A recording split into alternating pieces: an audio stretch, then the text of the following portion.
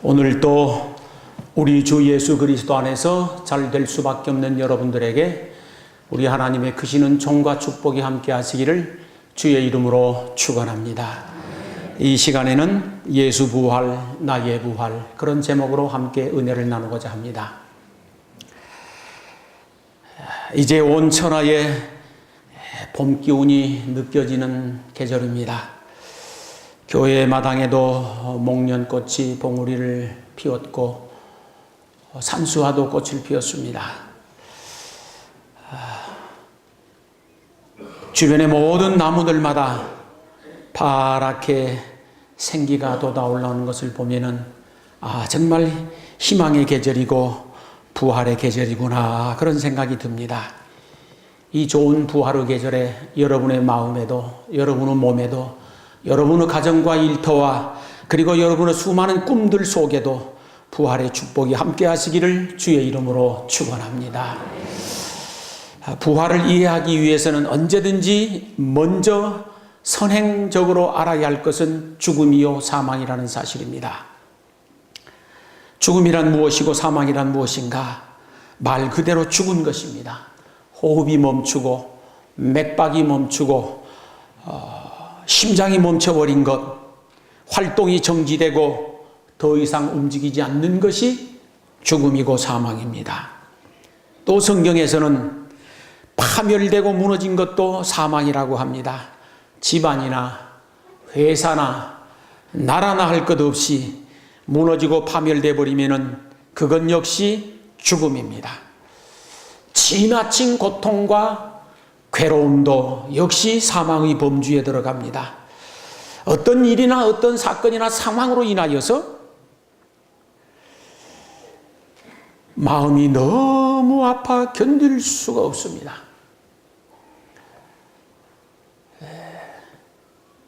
창자가 끊어지는 것 같고 숨이 막히는 것 같습니다. 이렇게 굉장한 고통과 아픔들을 일컬어서 성경에서는 죽음이라고 합니다.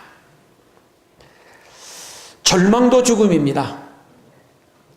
어떤 연고에서든지 희망을 상실해 버렸습니다. 소망을 잃어버렸습니다. 살 의욕을 잃어버렸습니다.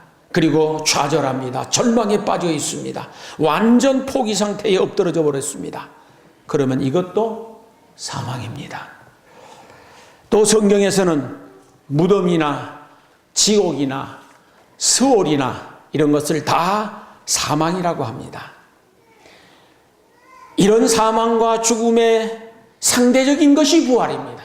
부활이란 죽은 자가 살아나는 것이고 죽은 것이 살아나는 것을 말합니다. 예를 들자면 나사로가 죽은 지 나흘이나 되었습니다. 그리고 무덤에 묻혔는데 부패돼서 냄새가 나는데 예수님께서 나사로야 나오라 말씀하시자 온몸에 핏기가 돌기 시작합니다. 얼굴에 화색이 돌아왔습니다. 그리고 온몸을 천으로 동인 채 눈을 번쩍 뜨고 일어났습니다. 그리고 무덤 밖으로 걸어 나왔습니다. 이것이 부활입니다. 12살 먹은 야이로 회당장의 딸이 죽었습니다. 그때 예수님께서 달리따쿰 소녀야 내가 네게 말하노니 일어나라. 그럴 적에 죽었던 야이로의 딸이 다시 맥박이 뛰고 숨이 돌아왔습니다. 그리고 눈을 번쩍 뜨고 일어났습니다. 음식을 먹게 되었습니다. 이것이 부활입니다. 죽었던 영혼이 살아나는 것도 부활입니다. 예수 그리스도를 믿기 이전에는 모든 사람의 영혼은 죽었다 그렇게 되어 있습니다. 죄와 허물로 이미 죽은 자라고 성경에는 말씀하고 있습니다. 그런데 그가 하나님의 부르심을 받고 예수 그리스도를 구주로 영접하고 믿었습니다. 믿는 순간, 더 정확하게는 예수 그리스도를 구주로 믿고 세례를 받는 순간 그의 영혼은 완벽하게 다시 살아나고 회복됩니다. 모든 죄와 사망의 법에서 자유함을 얻게 되어지고 하나님의 거룩한 자녀가 되어지며 그의 영혼이 천국 가게 되어집니다. 이것이 부활입니다.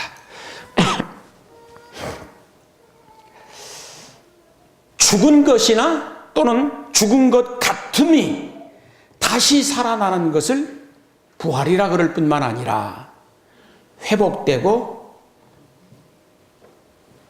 재건되어지는 것, 다시 소생되어지는 것, 이런 것도 부활이라 그럽니다. 예를 들어서 말할 수 없는 고통과 시련 가운데서 기쁨도 잃어버렸습니다. 평안도 잃어버렸습니다. 그런데 이분이 다시 평안을 찾게 되어지고 기쁨을 회복했습니다. 그럼 그 사람도 부활했다, 그렇게 말을 합니다. 또 망해버린 사업이나 침체된 경기가 다시 일어나고 회복되면 그것도 부활에 들어갑니다. 아주 불경기이던 그 환경이 호경기로 변화가 일어났습니다. 그 부활입니다. 어떤 연고에서인지 인간관계가 깨져버렸습니다. 일그러져 버렸습니다. 단절되어 버렸습니다. 그런데 또 어떤 연고로 인하여서 그 인간관계가 다시 회복이 되어지고 좋아졌습니다. 원수처럼 등 돌리고 살던 사람이 악수하고 친해졌습니다. 그러면 인간관계의 부활이라 그렇게 말을 합니다. 절망하고 좌절하던 사람이 희망을 가지게 되었습니다. 꿈을 꾸게 되었습니다. 내일의 소망을 간직하게 되었습니다. 그러면 그것도 역시 부활에 들어갑니다. 사고방식의 부활이 있습니다. 아주 부정적인 사람이 있습니다. 생각이 삐뚤어졌습니다. 사고의 구조 자체가 일그러져 있습니다. 무엇이든지 삐딱하게 보고 삐딱하게 말합니다. 그런데 이 사람이 어떤 연고로 인하여서 부정적 사고가 긍정적 사고로 바뀌어졌습니다. 그러면 그것도 역시 부활에 들어갑니다. 일어나는 것도 부활이라고 성경에는 되어 있습니다. 잠자고 누워있던 사람이 일어났습니다. 깨어났습니다. 또는 쓰러지고 자빠졌던 사람이 일어났습니다. 깨어났습니다. 일어난 것, 깨어난 것, 이런 것들이 다 부활에 들어갑니다. 가세가 무너져 버렸습니다. 풍비박산되어 버렸습니다. 그런데 그 가세가 어떤 연고에서인지 모르겠지만 다시 일어납니다. 점점 회복이 됩니다. 배가 망신해 버렸었던 나라가 다시 일어나게 됩니다. 그러면 그것도 부활입니다. 치유되는 것도 성경에서는 부활이라 그럽니다. 병상에 누워서 신음하고 오래도록 고통당하던 사람이 하나님의 은혜로 그 질병에서 치유함을 받았습니다. 그래서 병상을 털고 일어났습니다. 그러면 그것이 부활입니다. 마음이 병들어 있는 사람이 있습니다. 철저하게 부정적인 사람도 마음이 병든 상태라고 볼 수가 있는데 심령이 병들어서 늘 불안합니다. 왜 그런지 모르지만 공허하고 걸걸하고 답답하고 초조하고 우울증에 빠져서 위태로운 지경에 빠져 있습니다. 그러면 그것도 역시 사망인데 그 가운데서 회복이 되었습니다. 그 가운데서 일어났습니다. 그 정신적 치유가 일어났습니다. 그러면 그것도 부활이라 그렇게 말을 합니다. 여러분 모두의 삶의 현장에서 영적으로나 육적으로나 정신적으로나 환경적으로나 부활이 체험될 수 있기를 주의 이름으로 축원합니다. 예수 그리스도의 부활은 어떤 부활일까요? 부활이라는 것은 살아나는 것, 일어나는 것, 회복되는 것, 치유되는 것, 건설되는 것, 좋아지는 것, 이 모든 것들을 통칭해서 부활이라 그러는데 그러면 예수 그리스도의 부활은 무엇을 의미할까? 예수 그리스도의 부활은 사실 전인적 부활인데 전인적, 영적으로, 육적으로, 환경적으로, 정신적으로 전체적인 부활인데 첫째는 죽음의 권세를 깨뜨리고 죽음의 권세를 물리쳐 버리시고 살아나시고 일어나시고 승리하신 부활입니다. 하나님이 어디 계시는가? 하나님의 영이 어디 계시는가? 그렇게 말할 적에 우주 공간에 충만해 계신다. 그게 정답입니다. 하나님이 어디 계시는가? 하나님의 영이 어디 계시는가? 우주 공간에 충만해 계십니다. 어디 가도 그곳에 하나님의 영이 있으십니다. 그런 것과 마찬가지로 이 우주 공간에는 눈에 보이지 않아도 죽음의 권세가, 사탄의 권세가, 마귀의 권세가 가득 차 있습니다. 눈에 보이지 않아도 악령의 권세가 우주 공간에 가득 차 있습니다. 그 죽음의 권세, 악령의 권세를 예수님께서 깨뜨리시고 물리쳐 버리시고 그것을 파멸시켜 버리시고 부활하시고 승리하신 것이 옳습니다. 그래서 예수님의 부활이란 사망 권세를 깨뜨려 버리신 것이고 사망 권세와 싸워 승리하신 것이 옳습니다. 예수 그리스도의 부활은 전인적 부활인데 이 세상의 그 누구도 그 무엇도 우리에게 전인적 부활을 가져다 줄 수 없습니다. 예를 들자면 석가모니는 상대적 부활을 저희들에게 가져다 줄 수 있습니다. 공자님도 마찬가지입니다. 어떤 학문도 마찬가지입니다. 상대적 부활을 가져다 줄 수 있습니다. 부분적 부활을 가져다 줄 수 있습니다. 뭐냐고 하면은 정신적으로 절망하고 좌절하는 사람에게 희망을 가져다 줄 수 있습니다. 정신이 부패되어져 있고 일그러져 있고 깨어져 있고 부서져 있는 그 정신을 건전한 정신으로 회복시킬 수 있는 부활의 능력이 그에게도 있습니다. 그러나 전인적 부활은 불가능합니다.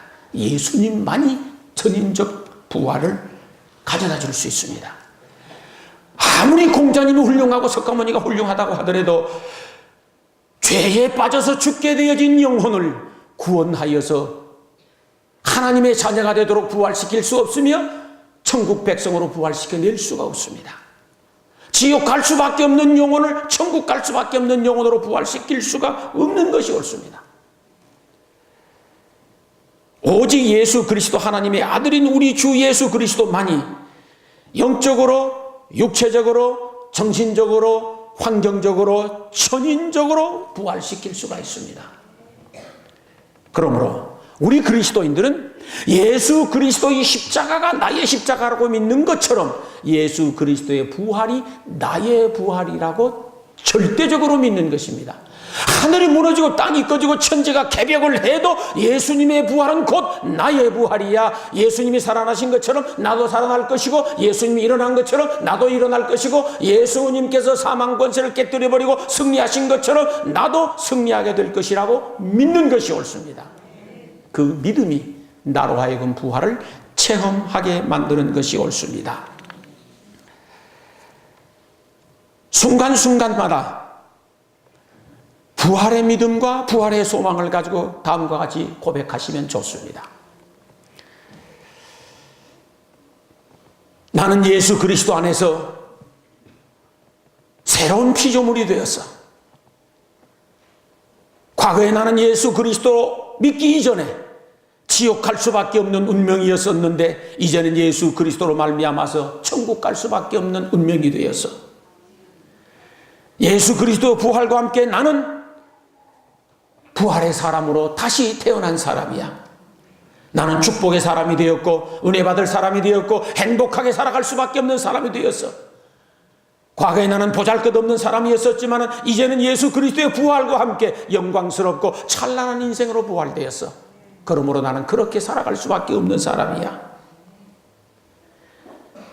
한숨 짓고 탄식하던 내 운명이 예수 그리스도의 부활과 함께 할렐루야 찬송하며 살아갈 운명으로 변화가 되었어. 예수 그리스도의 부활이 내 인생의 전환점이고 예수 그리스도의 부활이 내 인생의 터닝 포인트야. 나는 예수 그리스도 부활 때문에 살아나게 된 사람이야. 앞으로도 지속적으로 살아날 것이고 마지막 영원한 천국에서 영원히 살게 될 것이야.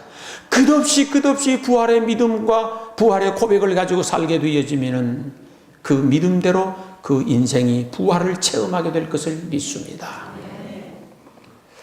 과거에 드린 말씀이 있습니다만 물리학에서 관성의 법칙이라는 것이 있습니다. 관성의 법칙이란 가만 정지되어 있는 물체는 가만히 있고 싶은 것입니다. 그런 성질을 가지고 있습니다. 계속 움직이고 있는 시계추처럼 움직이는 물체는 계속 움직이려고 하는 성질을 가지고 있습니다. 이것이 관성의 법칙인데 이것이 인간 삶에 그렇게 많이 적용된다는 사실입니다. 뭐냐고 하면 끝없이 지속 반복적으로 좋은 생각을 자꾸 합니다. 또 좋은 생각, 또 좋은 생각. 조금 안 좋은 환경이지만 좋게 생각하고, 나쁜 환경이지만 좋게 생각하고, 여러 가지로 불편한 환경이지만 좋게 생각합니다. 그리고 자기 자신은 미래에 대해 늘 좋게 생각하며 기대를 합니다. 그러게 되어지면 정말로 좋은 일이 일어납니다. 첫째, 내 마음이 좋아집니다. 내 몸이 좋아집니다. 그리고 내 주변 환경이 좋아지도록 되어 있습니다. 반대로 생각해 보십시오. 그저 기분 나쁘게 생각합니다. 좀 괜찮은데도 기분 나쁘다라는 거예요. 별 문제도 아닌데도 기분 나빠 죽겠다라는 것이요. 짜증난다 소리 잘 듣는데 그런 소리 함부로 하지 마시기 바랍니다. 자꾸 그렇게 기분 나쁘다, 안 좋다, 싫다, 나쁘다, 짜증난다 계속 그렇게 하면 그냥 그 반응이 나타납니다. 첫째, 내 마음이 안 좋아집니다. 행복이 떠나가 버립니다. 편안함이 없어져 버립니다. 기쁨이 없어져 버립니다. 몸이 스트레스를 받아서 안 좋아집니다. 내 주변이 점점 안 좋아집니다. 그래서 결과적으로는 따르는 사람이 없습니다.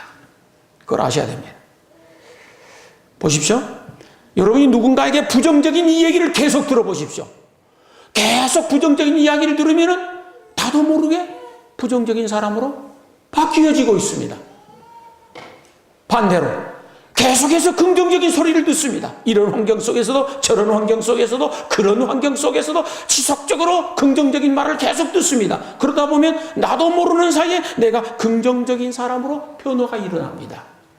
누가 무슨 소리를 해도 부정적인 사고방식을 가지고서는 행복하게 살아갈 수가 없습니다. 누가 무슨 소리를 해도 긍정적 사고를 가지면 확실히 인생은 행복하게 살아갈 수가 있습니다. 똑같은 환경인데 한 사람은 부정적인 사고의 틀을 가지고 있고 한 사람은 긍정적 사고의 틀을 가지고 있습니다. 확실히 이쪽 사람이 행복하게 살아갑니다. 여러분이 누군가에게 자꾸 믿음의 소리를 듣습니다. 믿음의 소리, 믿음의 이야기, 믿음의 말씀을 자꾸 듣습니다. 지속 반복적으로 듣다 보면 나도 모르는 사이에 믿음이 생깁니다. 광고 효과라는 게 있지 않습니까? 동일한 내용을 지속적으로 광고를 쏘아대면은 듣고 보고 또 듣다가 거기에 동화돼 버리는 거 사람이라 그렇게 돼 있어요.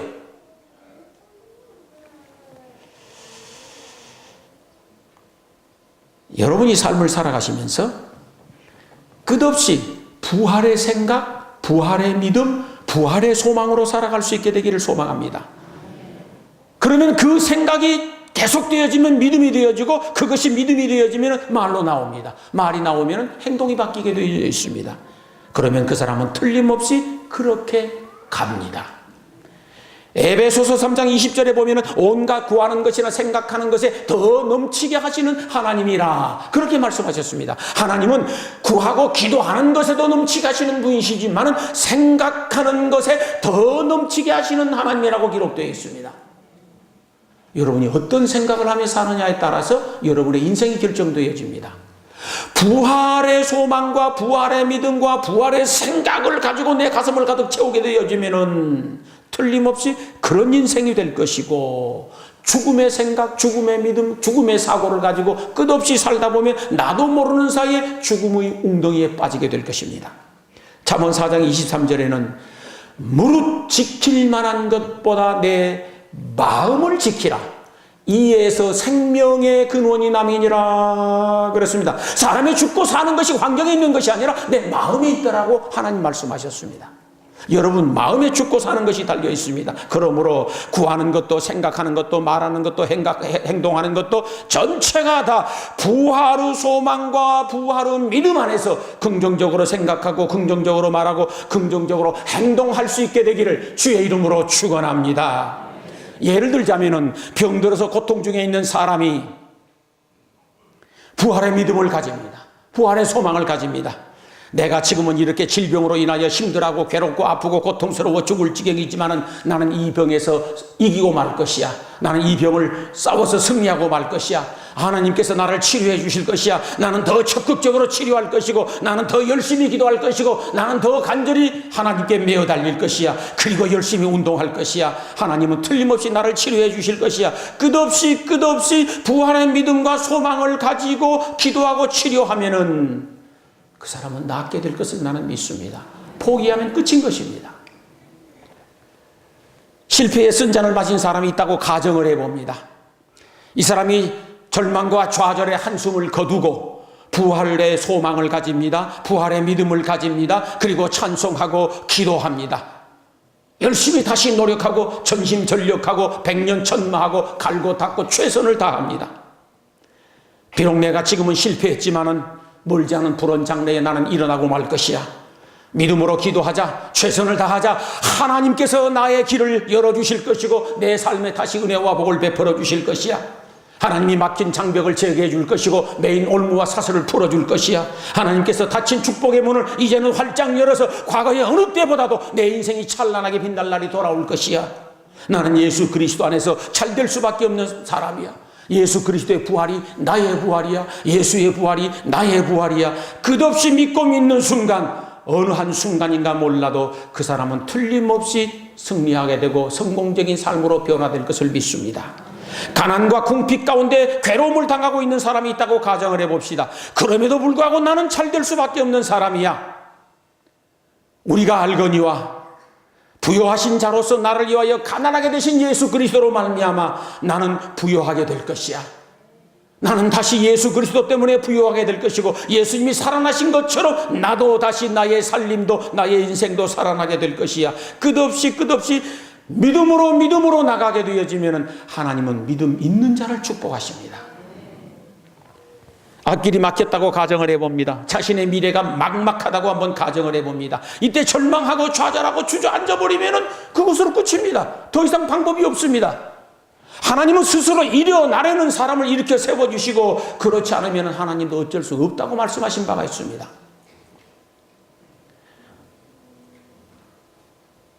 앞길이 아무리 가로막혀서 막막하다고 하더라도 절망하지 말고 부활의 소망과 부활의 믿음으로 극복하려고 하는 굳센 의지와 믿음을 가져야 될 줄로 믿습니다. 모든 위기는 축복의 기회라고 하지 않습니까? 그냥 만들어낸 말이 아닙니다. 수천 년 동안 경험하고 만들어낸 말들입니다. 뜻이 있는 것에는 반드시 길이 있게 되어 있습니다.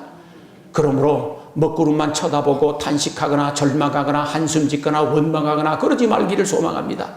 우리 믿는 사람들은 먹구름 저 위에 찬란하게 떠있는 태양을 볼 수 있는 안목이 있어야 됩니다. 그리고 그 태양을 보면서 나의 미래를 긍정적으로 기대하고 부활의 소망을 가지는 것이 옳습니다. 생각해 보십시오. 먹구름만 쳐다보면 답답합니다. 깝깝합니다. 애 터집니다. 막연합니다. 끝이 안 보입니다. 그러나 우리는 좀 더 원시한적 안목을 가지고 영적 안목을 가져야 됩니다. 먹구름 저 위에 찬란하게 빛나는 태양을 바라볼 수 있는 안목을 가져야 하고, 소낙비만 쳐다보면 안 되고 소낙비 이후에 영롱하게 피어오를 무지개를 볼 수 있는 안목이 저희들에게 있어야 됩니다. 그것이 부활의 믿음입니다. 그래야 그 사람 살아납니다. 칠흑처럼 어두운 밤만 쳐다보면 답답합니다. 그러나 어두우면 어두울수록 밤하늘의 별은 빛나지 않습니까? 반짝이는 보석처럼 빛나는 별을 쳐다보면서 소망을 가질 수 있습니다. 들녘에 피는 작은 꽃 한 송이를 쳐다보면서 부활의 소망을 가질 수 있습니다. 산천에 피어오르는 나뭇잎 하나를 바라보면서도 부활의 소망을 가질 수 있습니다. 하나님은 모든 내 주변 환경을 통해서 부활의 소망을 가질 수 있도록 길을 열어주십니다. 절망은 죽음에 이르는 병이라는 말은 진리입니다. 절망은 죽음에 이르는 병입니다. 그러나 부활의 소망, 부활의 믿음은 생명에 이르는 법칙입니다. 틀림없이 그 사람은 일어나고 살아나게 되어 있습니다. 그러므로 여러분 마음 방마다 부활의 불을 환히 밝히셔야 됩니다. 아무리 내 환경이 칠흑처럼 어둡다고 하더라도 부활의 등불을 환히 밝혀놓으면 어둠의 권세는 물러갑니다. 흑암의 권세는 물러가도록 되어 있습니다. 그리고 예수 그리스도의 부활의 밝은 빛이 내 삶을 환하고 밝게 만들어 주시리라고 믿습니다. 사랑하는 성도 여러분, 예수 그리스도의 십자가 안에서 옛사람은 죽었습니다. 예수 그리스도의 부활 안에서 새 사람으로 우리는 살아난 사람들입니다. 예수 그리스도 부활과 함께 여러분의 운명은 복받을 운명으로, 잘될 수밖에 없는 운명으로, 천국 갈 수밖에 없는 운명으로 변화가 되었습니다. 그러므로 다시 일어나고 잘될 부활의 믿음, 부활의 소망을 가지고 살아갈 수 있게 되기를 소망합니다. 그러면은 틀림없이 그 믿음대로 될 것입니다. 저는 이것을 확신합니다. 지금도 우리 주님은 말씀하십니다. 대명교회 아무개야 네 믿음대로 될지어다. 틀림없이 그렇게 지금도 말씀하십니다. 대명교회 아무개야 내 믿음대로 될지어다. 여러분의 가슴 속에 뜨거운 부활의 믿음과 부활의 소망이 충만해서 여러분의 미래가 승리의 영광스러운 삶이 되시기를 주의 이름으로 축원합니다. 기도하시겠습니다.